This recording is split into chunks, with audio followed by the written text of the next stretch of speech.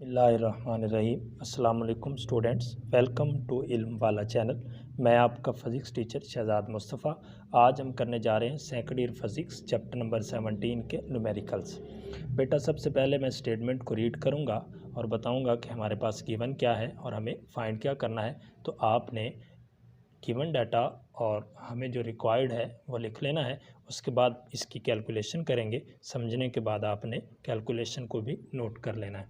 तो आइए बेटा शुरू करते हैं। न्यूमेरिकल प्रॉब्लम नंबर 17.1 है हमारे पास। A 1.25 centimetre diameter cylinder is subjected to a load of 2500 kilogram. Calculate the stress on the bar in mega pascals. बेटा डायमीटर दिया गया हमारे पास, वैल्यू क्या है 1.25 सेंटीमीटर। हम इसको मीटर में चेंज करेंगे तो 10⁻⁻² आ जाएगा। इससे अगर हम रेडियस फाइंड करना चाहें तो हमारे पास d को 2 से डिवाइड करें, डायमीटर का हाफ रेडियस होता है, तो ये हमारे पास मीटर में इसका रेडियस आ जाएगा। ये आता है 6.25 मल्टीप्लाई 10⁻⁻3। इसके बाद हमें मैस दिया गया है 25 किलोग्राम और जी की वैल्यू क्या होती है 9.8। इसके बाद हमने क्या फाइंड करना है, स्ट्रेस फाइंड करनी है। इसका सिंबल हमारे पास सिग्मा है। डाटा को आपने नोट कर लेना है। बेटा हमने स्ट्रेस फाइंड करनी है। स्ट्रेस का फार्मूला है फोर्स ओवर एरिया। फोर्स हमें मिलेगी वेट से, W = mg, और एरिया क्या होगा सिलेंडर का πr²। सिलेंड्रिकल शेप का एरिया फाइंड करने के लिए πr² यूज़ होता है। तो हम क्या करेंगे, f की जगह पे mg पुट करेंगे और a की जगह पे πr²। अब ये हमारे पास तमाम वैल्यूज़ गिवन है, इनको पुट करके जब हम सॉल्व करेंगे तो हमारे पास इसका आंसर आ जाएगा 200 मल्टीप्लाई 10⁻⁶ पास्कल। ये आपने इसकी कैलकुलेशन कैलकुलेटर पर करनी है। हमें क्वेश्चन में कहा गया है कि इसको मेगा पास्कल में लिखें, तो ये 10⁻⁶ क्या होगा, मेगा होगा। तो स्ट्रेस की वैल्यू हमारे पास क्या आती है 200 mega pascal. Numerical problem number 17.2 है। A 1 metre long copper wire is subjected to a stretching force and its length increases by 20 centimetre. अब हमारे पास जो उसकी ओरिजिनल लेंथ है वो 1 मीटर है। अब उसमें जो लेंथ में चेंज आती है डेल्टा एल, हम उसको लिखेंगे वो है 20 सेंटीमीटर। हम इसको मीटर में चेंज करेंगे तो 100 से डिवाइड कर देंगे तो ये आ जाएगा हमारे पास 0.2 मीटर। नेक्स्ट है हमारे पास calculate the tensile strain and the percent elongation which the wire undergoes. हमने टेंसाइल स्ट्रेन फाइंड करनी है और परसेंटेज एलोंगेशन फाइंड करनी है। इससे मुराद ये है कि हमारे पास जो उसकी लेंथ में चेंज आई है वो उसकी ओरिजिनल लेंथ के कितने परसेंट है, इसको हम एलोंगेशन कहते हैं। सपोज़ कि हमारे पास पहले उसकी लेंथ 10 मीटर है, उसके बाद उसकी लेंथ 12 मीटर हो जाती है, तो अब ये जो 2 मीटर उसमें चेंज आई है, ये 2 मीटर उस 10 का कितने परसेंट है, ये हम फाइंड करेंगे। तो आइए सबसे पहले टेंसाइल स्ट्रेन फाइंड करते हैं। टेंसाइल स्ट्रेन का फार्मूला है हमारे पास epsilon = delta L over L. अब हमारे पास डेल्टा एल की वैल्यू भी है और एल की भी है। हम इसको सॉल्व करेंगे तो हमारे पास इसकी वैल्यू आ जाएगी 0.20। अब ये 2 सेम क्वांटिटीज़ की रेशो है, इसलिए इसकी कोई यूनिट नहीं होगी। इसके बाद हम परसेंटेज एलोंगेशन फाइंड करते हैं। इसमें क्या करना है, जो हमारे पास स्ट्रेन आई है उसको आपने 100% से मल्टीप्लाई कर देना है, तो हमें पता चल जाएगा कि हमारी जो चेंज इन लेंथ आई है वो ओरिजिनल लेंथ के कितने परसेंट है। तो हमारे पास इसका आंसर, ये जो एप्सिलॉन आया था 0.20, उसको हमने 100% से मल्टीप्लाई किया तो ये आ जाता है 20%। तो हमारे पास जो चेंज इन लेंथ है वो ओरिजिनल लेंथ के 20%। न्यूमेरिकल प्रॉब्लम नंबर 17.3 है। अ वायर 2.5 मीटर लॉन्ग, हमारे पास एल की वैल्यू दी गई है, and cross sectional area 10⁻⁻5 metre square area दिया गया है, इस स्ट्रेच 1.5 मिलीमीटर। अब डेल्टा एल जो है वो हमारे पास 1.5 मिली था, तो इसको हमने मीटर में चेंज करने के लिए मिली को लिखा है 10⁻⁻3 by a force of 100 newton. Force कितनी दी गई, 100 newton. In the elastic region calculate the strain, young's modulus and the energy stored in the wire. हमने स्ट्रेन फाइंड करनी है, यंग्स मॉडुलस फाइंड करना है और इसी के साथ energy stored in the wire जो कि वर्क डन की सूरत में W की सूरत में होगी, हमने ये 3 चीज़ें यहाँ पर फाइंड करनी है। तो आइए सबसे पहले बहुत ही सिंपल है, स्ट्रेन फाइंड करते हैं। स्ट्रेन का फार्मूला हमारे पास epsilon delta L over L है। डेल्टा एल की वैल्यू भी हमारे पास है, एल की भी है। सॉल्व करेंगे इसको तो हमारे पास स्ट्रेन की वैल्यू आ जाएगी 6 × 10⁻⁻⁴। इसके बाद यंग्स मॉडुलस फाइंड करते हैं। हमारे पास फार्मूला होता है tensile stress over tensile strain. अब स्ट्रेस किसके इक्वल होती है? Force over area. ये हमारे पास टेंसाइल स्ट्रेन किसके इक्वल होगी? Delta L over L. अब इसके बाद अगर हम इसको रीअरेंज करें तो ये हमारे पास बन जाता है एफ एल ओवर ए डेल्टा एल। इसके बाद एफ की और एल की, ए की वैल्यू और डेल्टा एल की वैल्यूज़ हम यहाँ पर पुट करें तो हमारे पास यंग्स मॉडुलस की वैल्यू क्या आती है? 1.66 × 10⁻10 पास्कल यंग्स मॉडुलस की यूनिट है। यानी इसकी यूनिट्स को जब हम सॉल्व करते हैं तो उसके पीछे जो उसका यूनिट बचता है वो न्यूटन पर मीटर स्क्वायर होता है, और इसको हम पास्कल भी लिख सकते हैं। इसके बाद हमने फाइंड करनी है energy stored in the wire. अब वो वर्क डन की सूरत में स्टोर होगी तो हमारे पास जो फार्मूला होगा W = 1/2 F cross delta L. तो हम क्या करेंगे? F और डेल्टा एल की वैल्यूज़ पुट करेंगे। आप किसी भी न्यूमेरिकल के अंदर जैसे मैं स्टेटमेंट रीड करके डाटा लिखता हूँ, आप वीडियो को स्टॉप करके डाटा लिख लिया करें। उसके बाद आप जो है इसको आसानी से सॉल्व कर सकते हैं।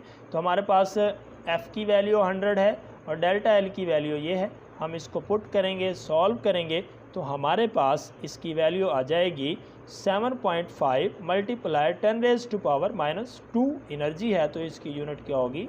जूल होगी। न्यूमेरिकल प्रॉब्लम नंबर 17.4 है हमारे पास।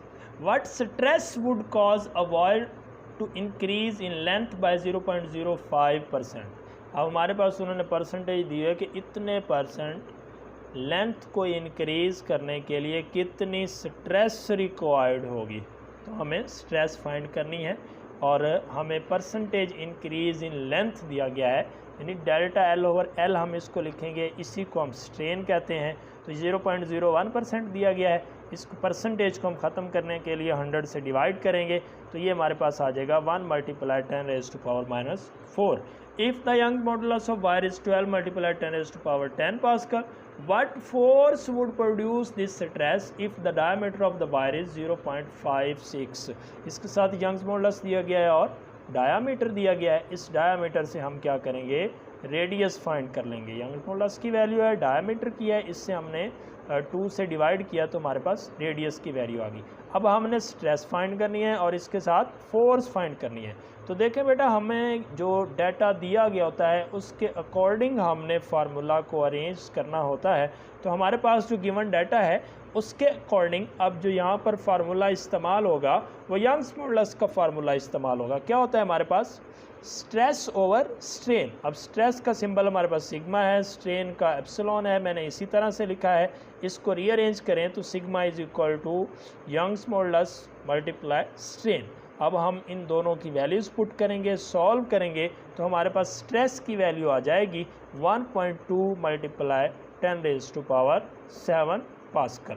इसके बाद हमने फोर्स फाइंड करनी है। तो अब फोर्स फाइंड करने के लिए जो फार्मूला इस्तेमाल होगा वो होगा स्ट्रेस = फोर्स ओवर एरिया। इसको हम रीअरेंज करें तो हमारे पास आता है force = stress × area.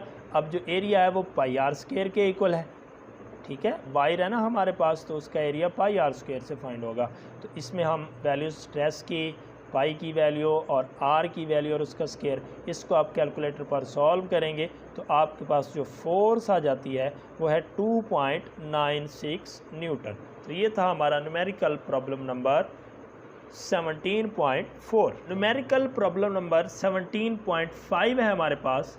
The length of a steel wire is 1 metre.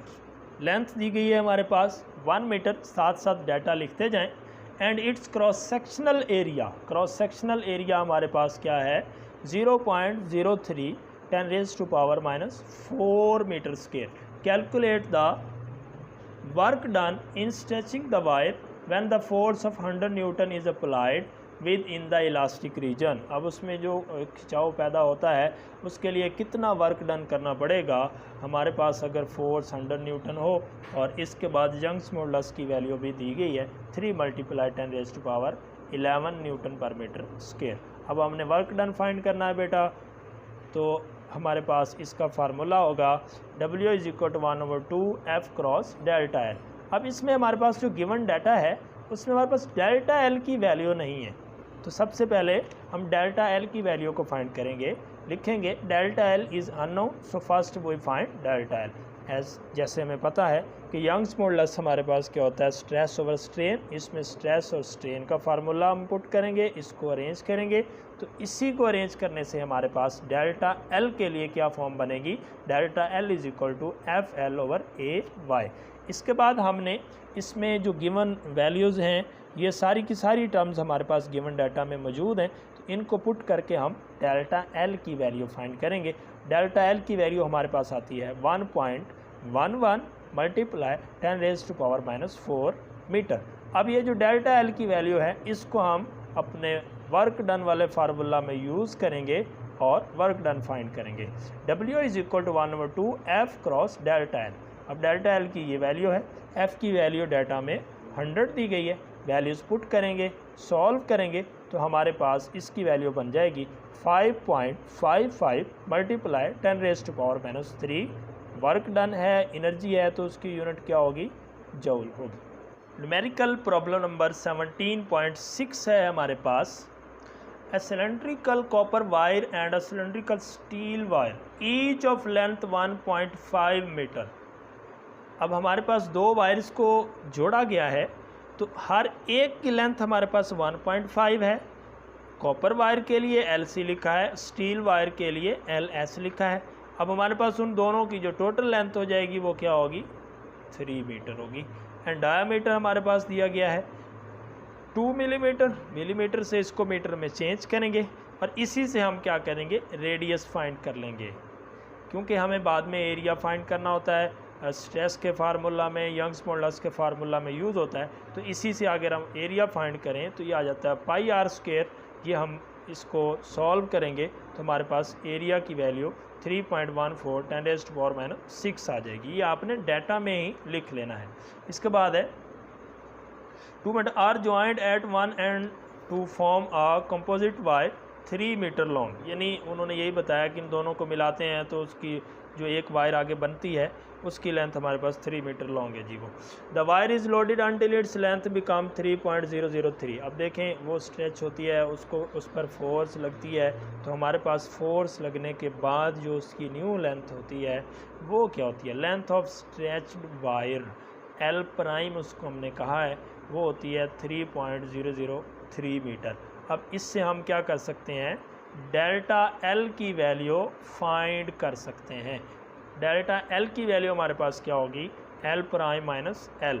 ये हम सॉल्व करेंगे तो हमारे पास इसका आंसर क्या आएगा, 0.003 मीटर। नेक्स्ट है जी, calculate the strain in copper and steel wire and the force applied to the wire. Young's modulus of copper and for steel is, Young's modulus for copper के लिए YC लिखा है और steel के लिए YS लिखा है। ये यंग्स मॉडुलस की वैल्यूज़ दी गई हैं। कैलकुलेट क्या करना है, calculate the strain in copper. हमने strain in copper wire and strain in steel wire and force applied to the wire, तीन चीज़ें यहाँ पर फाइंड करनी है।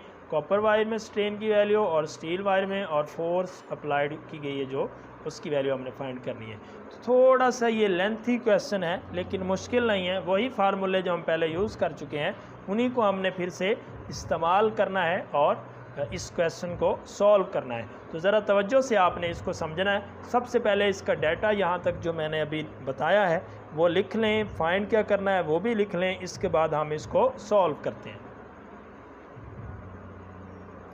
तो जी बेटा जी, हमारे पास सॉल्यूशन में वही नो दैट हमारे पास यंग्स मॉडुलस का फार्मूला हमें पता है, इसको हम अरेंज करके इस तरह लिखेंगे। अब ये जो हमारे पास फार्मूला है, इस फार्मूला को हमने कॉपर के लिए भी लिखना है और स्टील वायर के लिए भी लिखना है। तो कॉपर के लिए YC, इसको अरेंज करना है हमने, F/A को एक तरफ लाना है, क्योंकि देखें F और A हमारे पास दोनों में सेम है। और इसमें हमारे पास स्टील वायर के लिए भी लिखेंगे और इसको अरेंज करेंगे तो ये हमारी एक इक्वेशन बन जाएगी और ये दूसरी। ये ज़रा नीचे लिखा हुआ है तो मैं यहाँ पर लिख देता हूँ, ये इक्वेशन नंबर 1 है और ये इक्वेशन नंबर 2 है। अब इसके बाद गौर करें, इनकी लेफ्ट साइड्स इक्वल हैं, तो हम इन दोनों इक्वेशंस को कंपेयर करेंगे। By comparing equation 1 and 2 compare करेंगे तो ये एल से कट जाएगा और पीछे जो हमारे पास वैल्यूज़ बनेंगी उनको अगर हम रेशो की सूरत में लिखें तो Y C over Y S is equal to delta L S over delta L C. अब इसमें अगर हम गौर करें तो हमारे पास Y C over Y S की वैल्यूज़ हैं, उनको पुट करके तो हमारे पास delta S over delta L C की रेशो हो जाती है। इससे हम एक इक्वेशन बनाएंगे कि delta S is equal to क्या है 0.6 डेल्टा एल सी। अब ये इक्वेशन नंबर 3 हमारे पास जो बनी है इसको हमने आगे यूज़ करना है। अब ज़रा देखें, डेल्टा एल हमारे पास जो चेंज इन लेंथ आई थी वो क्या थी 0.03 मीटर। अब ये जो हमारे पास टोटल थी ना वायर, वो 2 वायर्स को कॉपर और स्टील की वायर्स को मिलकर बनी थी। अब ये जो टोटल डेल्टा एल है हमारे पास, ये किसके इक्वल होगा, यहाँ से यहाँ तक डेल्टा एल सी और यहाँ से यहाँ तक डेल्टा एल एस। तो हम लिख सकते हैं कि delta L is equal to delta L C plus delta L S. अब इसके बाद जो डेल्टा एल एस की वैल्यू हमने निकाली है वो हम यहाँ पर पुट करेंगे। पुट करने के बाद अगर आप यहाँ पे गौर करें तो हमारे पास इस इक्वेशन में सिर्फ डेल्टा एल सी आ रहा है, डेल्टा एस नहीं है। तो अब एक अननोन वैल्यू है तो हम इसको फाइंड कर सकते हैं। तो इसके बाद इसको हम सॉल्व करें तो हमारे पास डेल्टा एल सी की वैल्यू क्या आती है 1.87 मल्टीप्लाई 10⁻⁻3। अब ये जो डेल्टा एल सी की वैल्यू हमने निकाली है, इसको अगर हम अपनी इक्वेशन नंबर 3 जो हमने बनाई थी उसमें अगर हम इसको पुट करें डेल्टा एल एस में, तो हमारे पास डेल्टा एल सी की वैल्यू जो हमने निकाली है यहाँ पुट करेंगे तो हमारे पास डेल्टा एल एस की वैल्यू आ जाएगी। तो putting this values in equation 3 तो डेल्टा एस की वैल्यू हमारे पास आ जाएगी 1.125 10⁻⁻³ मीटर। इसके बाद अब हमारे पास जो चीज़ें रिक्वायर्ड हैं हमारे फार्मूला में, स्ट्रेन के फार्मूला में और इसी के साथ फोर्स फाइंड करने के फार्मूला में जो चीज़ें रिक्वायर्ड होंगी वो मौजूद हैं। अब delta L C over L C हमारे पास स्ट्रेन इन कॉपर वायर। अब डेल्टा एल सी की वैल्यू हम फाइंड कर चुके हैं, यहाँ तक आपने इसको पूरा पहले नोट कर लेना है, ये वैल्यूज़ लिख लेनी है, उसके बाद आपने इसके बात करना है। तो ये हमारे पास डेल्टा एल सी की बेटा वैल्यू और एल सी की वैल्यू हम पुट करेंगे तो हमारे पास ये स्ट्रेन इन कॉपर वायर आ जाएगी। इसके बाद नेक्स्ट हमने फाइंड करना था स्ट्रेन इन स्टील वायर। तो स्टील वायर के अंदर हमने डेल्टा एल एस और एल एस की वैल्यूज़ पुट करनी है, तो ये हमारे पास स्ट्रेन इन स्टील वायर आ जाएगी। इसके बाद हमने फोर्स फाइंड करनी है। फोर्स फाइंड करने के लिए हम फार्मूला लिखेंगे यंग्स मॉडुलस का, कॉपर का भी लिख सकते हैं आप, स्टील का भी लिख सकते हैं। तो ये बेटा हमने यहाँ पर फार्मूला लिखा है, इसको अरेंज किया तो फोर्स हमारे पास किसके इक्वल आ जाती है Y C A delta L C over L C. अब इसमें हम क्या करेंगे, वैल्यूज़ को पुट करेंगे। एरिया हमने जो है वो गिवन डाटा में ही फाइंड करके लिख लिया था, तो ये एरिया की वैल्यूज़ पुट करेंगे, लैम्डा सी की वैल्यू और डेल्टा एल सी की वैल्यू और इसी के साथ एल सी की वैल्यू पुट करके जब हम इसको कैलकुलेटर से सॉल्व करेंगे तो हमारे पास फोर्स आ जाएगी 4.77 मल्टीप्लाई 10⁻² न्यूटन। ये हमारे पास 2 है, हम इसको इसके साथ मल्टीप्लाई करें, ये डेसिमल पॉइंट 2 डिजिट्स इधर आ जाएगा तो 477 न्यूटन हमारे पास फोर्स आ जाएगी। ये था हमारा न्यूमेरिकल प्रॉब्लम नंबर 17.6। अगर आपका कोई क्वेश्चन हो तो आप कमेंट बॉक्स में पूछ सकते हैं। Thank you so much.